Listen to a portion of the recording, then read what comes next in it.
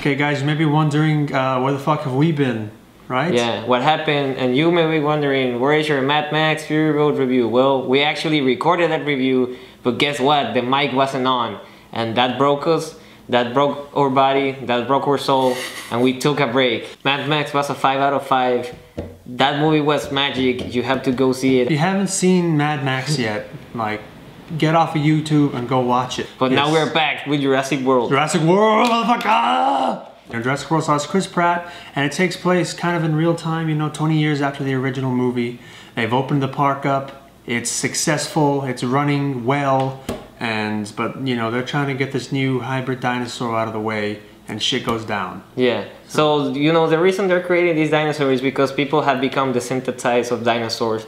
And they even kind of reference how when Jurassic Park came out, dinosaurs were cool, and now we're used to so much crazy stuff on movies nowadays that dinosaurs are not even that amazing anymore. Yeah. So they kind of addressed that, and I thought that was pretty cool. I've heard it top. We really enjoyed this movie. You know, we kind of went in, you know, not expecting it to be super great. Yeah. You know, because you know, you seen the trailers, the movie looked. I mean, it looked like it could be good, or it also looked like it could be like a disaster. Like it could be like a sci-fi shitfest. And I was worried because Colin Trevorrow, the director, I mean, he had only made one movie that I've seen, which is Safely Not Guaranteed. Yeah, which both of us really enjoyed. Which I really enjoyed, but I mean, it's a very different movie. Yeah, it's a very small movie compared to what Jurassic World is. So I was, you know, scared. You know, I guess skeptical, and before I went in, I knew like the best case scenario for this movie for me was that if it was better than Jurassic Park 3 and The Lost World. Which that wouldn't take much to do. Yeah, and it was. I was surprised it was. It was a lot better. If you go to watch this movie with the expectations of it being better than the original, I mean, it's not gonna happen because the original was once in a lifetime magical. It changed the industry with the special effects. Yeah, it was a revolutionary movie. Yeah, you know? and I mean, nothing is gonna be as good as that in terms of Jurassic Park. You know, you gotta think like, you know, just because something's not as good as something else doesn't mean it is bad. Yeah, so if you go with that in mind, I mean, this is a really enjoyable movie. So, first of all, the movie starts out, and I really like that it builds up like the original. It spends time like building its characters, building the world, kind of like the original did, and then you know sooner or later shit's gonna go down.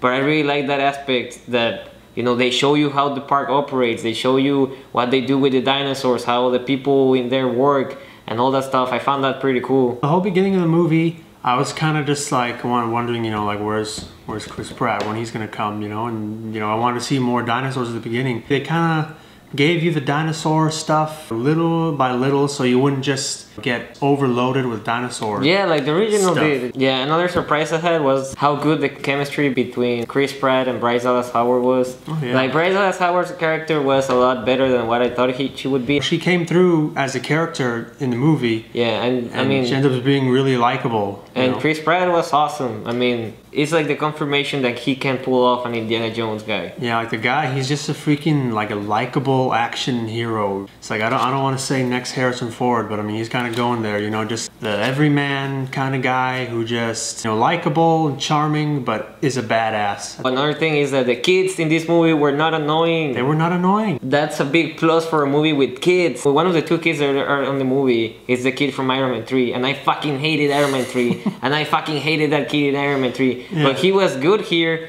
and you know, that was also a very big positive to me that actually the kids didn't suck. Another concern people had before this movie, its trailers looked like the CGI wasn't gonna be that great. Even some clips that they showed in some TV shows looked really crappy sometimes. Claymation-y, you know. Yeah, you can tell it's CGI sometimes, but it's never bad. It's never bad. And actually, like he said, some of the CGI shots in the movie are like Planet of the Apes like. Yeah, like very lifelike. You know, they got the lighting right. It doesn't look like they just plastered a dinosaur in there. You know, it's like seamlessly done. And there's also a lot of animatronics in there. Not as much as in the other movies, because I mean it's the CGI era. The climax of this movie, it builds up, and it gets to a point where it just doesn't stop. Yeah, and I felt like a kid again. I mean, there is a moment in this movie where everyone in the theater clapped. Yeah, there was a moment when everybody was cheering and clapping, and it just, you know, the whole movie just builds and builds, and then the payoff is